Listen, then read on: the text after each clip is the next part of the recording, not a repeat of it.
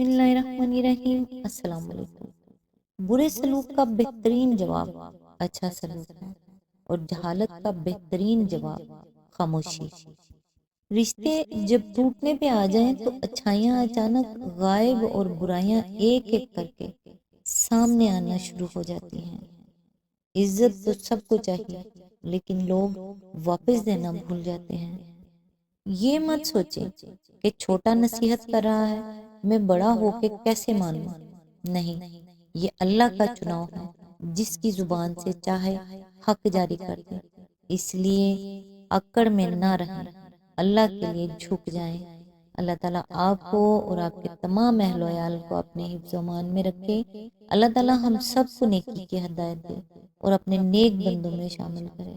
اللہ تعالیٰ آپ کی اور آپ کے تمام اہل و عیال کی تمام نیک اور جائز حاجات کو پورا کرے، آمین۔ آج انشاءاللہ سورہ القصص کی آیت نمبر 30 سے سٹارٹ کریں گے۔ اس کا ترجمہ اور تفسیر تفہیم القرآن سے بیان کروں گی، جو اہل سنت جماعت کے لیے ہے۔ اعوذ باللہ من الشیطان الرجیم، بسم اللہ الرحمن الرحیم۔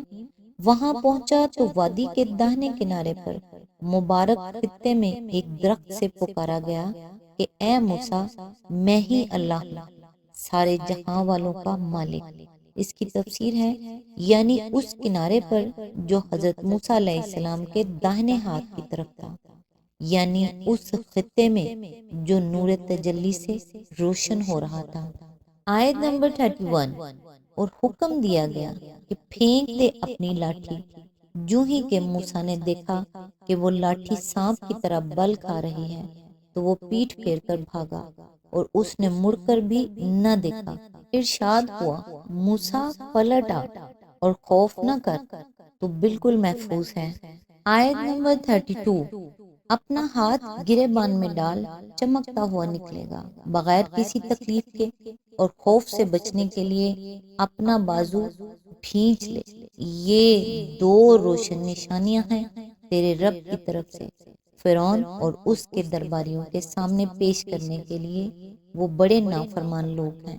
اس کی تفسیر ہے، یہ دونوں معجزے اس وقت حضرت موسیٰ علیہ السلام کو اس لیے دکھائے گئے کہ اول تو انہیں خود پوری طرح یقین ہو جائے کہ فی الواقع وہی ہستی ان سے مخاطب ہے جو کائنات کے پورے نظام کی خالق و مالک اور فرمانروا ہے۔ دوسرے، وہ ان معجزوں کو دیکھ کر مطمئن ہو جائیں کہ جس خطرناک مشن پر انہیں فرعون کی طرف بھیجا جا رہا ہے، اس کا سامنا کرنے کے لیے وہ بالکل نہتے نہیں جائیں گے، بلکہ وہ زبردست ہتھیار لے کر جائیں گے۔ یعنی جب کبھی کوئی خطرناک موقع ایسا آئے جس سے تمہارے دل میں خوف پیدا ہو، تو اپنا بازو کھینچ لیا کرو، اس سے تمہارا دل قوی ہو جائے گا اور رعب و دہشت کی کوئی کیفیت تمہارے اندر باقی نہ رہے گی۔ بازو سے مراد غالباً سیدھا بازو ہے، کیونکہ متعلقاً ہاتھ بول کر سیدھا ہاتھ مراد لیا جاتا ہے۔ بھینچنے کی دو شکلیں ممکن ہیں، ایک یہ کہ بازو کو پہلے کے ساتھ لگا کر دبا لیا جائے، دوسری یہ کہ ایک ہاتھ کو دوسرے ہاتھ کی بغل میں رکھ کر دبا دیا جائے۔ اغلب یہ ہے کہ پہلی شکل ہی مراد ہوگی، کیونکہ اس صورت میں دوسرا کوئی شخص یہ محسوس نہیں کر سکتا کہ آدمی اپنے دل کا خوف دور کرنے کے لیے کوئی خاص عمل کر رہا ہے۔ حضرت موسیٰ علیہ السلام کو یہ تدبیر اس لیے بتائی گئی کہ وہ ایک ظالم حکومت کا مقابلہ کرنے کے لیے کسی لاؤ لشکر اور دنیاوی ساز و سامان کے بغیر بھیجے جا رہے تھے۔ بارہا ایسے خوفناک مواقع پیش آنے والے تھے جن میں ایک اولو العزم نبی تک دہشت سے محفوظ نہ رہ سکتا تھا۔ اللہ تعالیٰ نے فرمایا کہ جب کوئی ایسی صورت پیش آئے، تم بس یہ عمل کر لیا کرو، فرعون اپنی پوری سلطنت کا زور لگا کر بھی تمہارے دل کو متزلزل نہ کر سکے گا۔ ان الفاظ میں یہ مفہوم آپ سے آپ شامل ہے کہ یہ نشانیاں لے کر فرعون کے پاس جاؤ اور اللہ کے رسول کی حیثیت سے اپنے آپ کو پیش کر کے اسے اور اس کے ایان سلطنت کو اللہ رب العالمین کی اطاعت اور بندگی کی طرف دعوت دو۔ اسی لیے یہاں اس ماموریت کی تصریح نہیں کی گئی ہے، البتہ دوسرے مقامات پر صراحت کے ساتھ یہ مضمون بیان کیا گیا ہے۔ سورۃ طٰہٰ اور سورۃ نازعات میں فرمایا، اذهب إِلَىٰ فِرْعَوْنَ إِنَّهُ طَغَىٰ، یعنی فرعون کے پاس جا کہ وہ سرکش ہو گیا ہے۔ اور سورہ شعراء میں فرمایا ہے، اذ نادى ربک موسیٰ ان ایت القوم الظالمین، قوم فرعون، یعنی جب کہ پکارا تیرے رب نے موسیٰ کو کہ جا ظالم قوم کے پاس، فرعون کی قوم کے پاس۔ آیت نمبر 33، موسیٰ نے عرض کیا میرے آقا میں تو ان کا ایک آدمی قتل کر چکا ہوں، ڈرتا ہوں کہ وہ مجھے مار ڈالیں گے۔ اس کی تفسیر ہے اس کا مطلب یہ نہیں تھا کہ اس ڈر سے میں وہاں نہیں جانا چاہتا، بلکہ مطلب یہ تھا کہ حضور کی طرف سے ایسا کوئی انتظام ہونا چاہیے کہ میرے پہنچتے ہی کسی بات چیت اور ادائے رسالت کی نوبت آنے سے پہلے وہ لوگ مجھے الزام قتل میں گرفتار نہ کر لیں، کیونکہ اس صورت میں تو وہ مقصد ہی فوت ہو جائے گا جس کے لیے مجھے اس مہم پر بھیجا جا رہا ہے۔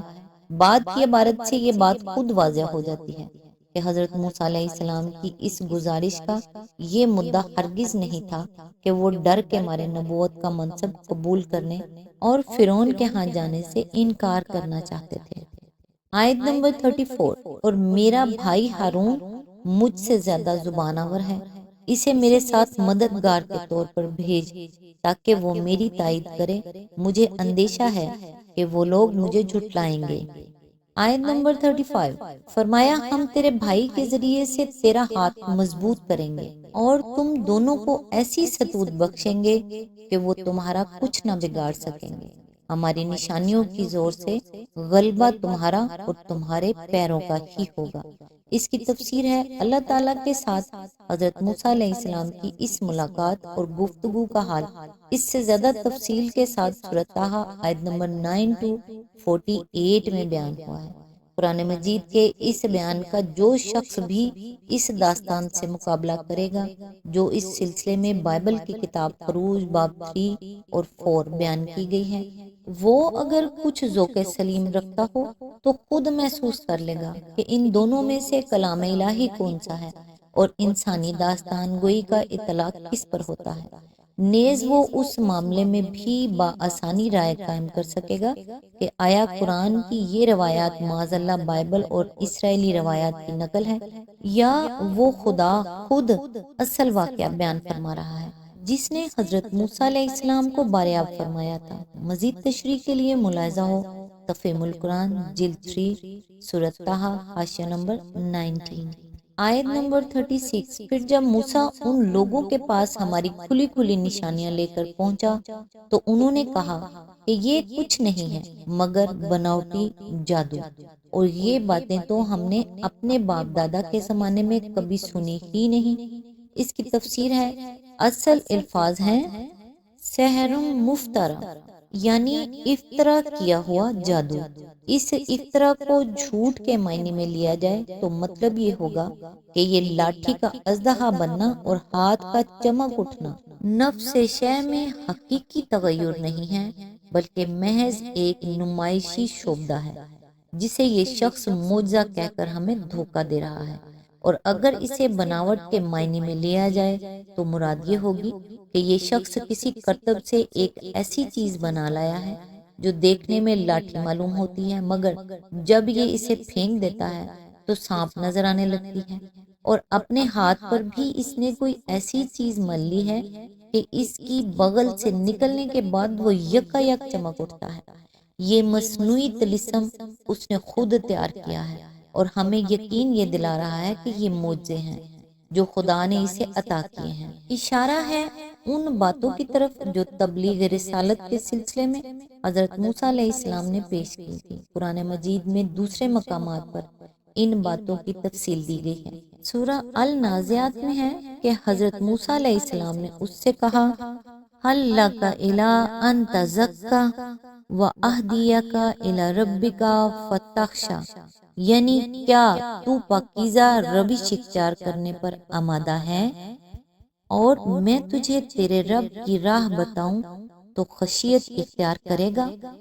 سورۃ طٰہٰ میں ہے کہ قد جئناک بآیات من ربک والسلام علی من اتبع الہدی انا قد اوحی الینا ان العذاب علی من کذب وتولی، یعنی ہم تیرے پاس تیرے رب کی نشانیاں لائے ہیں اور سلامتی ہے اس کے لیے جو راہ راست کی پیروی کرے، اور ہم پر وحی کی گئی ہے کہ سزا ہے اس کے لیے جو جھٹلائے اور منہ موڑے۔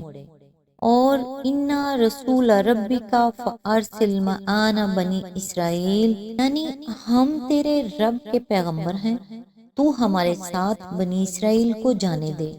انہی باتوں کے متعلق فرعون نے کہا کہ ہمارے باپ دادا نے بھی کبھی یہ نہیں سنا تھا کہ فرعون مصر سے اوپر بھی کوئی ایسی مقتدر ہستی ہے جو اس کو حکم دینے کی مجاز ہو، جو اسے سزا دے سکتی ہو، جو اسے ہدایت دینے کے لیے کسی آدمی کو اس کے دربار میں بھیجے، اور جس سے ڈرنے کے لیے مصر کے بادشاہ سے کہا جائے۔ یہ تو نرالی باتیں ہیں جو آج ہم ایک شخص کی زبان سے سن رہے ہیں۔ آج تک کے لیے بس اتنا ہی۔ نیکسٹ انشاءاللہ آیت نمبر 37 سے سٹارٹ کریں گے۔ تب تک کے لیے دعاؤں میں یاد رکھیے گا۔ اللہ حافظ۔